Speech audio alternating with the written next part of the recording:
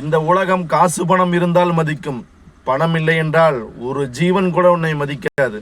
பரவாயில்ல, விட்டுட்டு போ. மதிச்சா நீ மதிக்கலையா விட்டுட்டு போ. அந்த காலத்து ஏன் நீயே யோசிக்கிற? நீ உழைக்கும் திறமை உன்னிடம் உள்ளது. உன் வாழ்க்கை உன் கையில் இருக்குது. அடுத்தவங்க ஏன் நீயே எதிர்பார்க்குற? அவன் என்னையா மதிக்கும் நீ எதிர்பார்க்குற? அவன் மதிக்க தேவையில்லை. வாழ்க்கையில் வெற்றி நிச்சயம் என்று நீ நினைத்துப்பார். கடவுளிடம் நீ சென்று வா, அவர் உனக்கு படி ஓடுவார். திருச்செந்தூர் போ, உன் கஷ்டம் பாவம் எல்லாம் தீர்ந்து போயிடும்.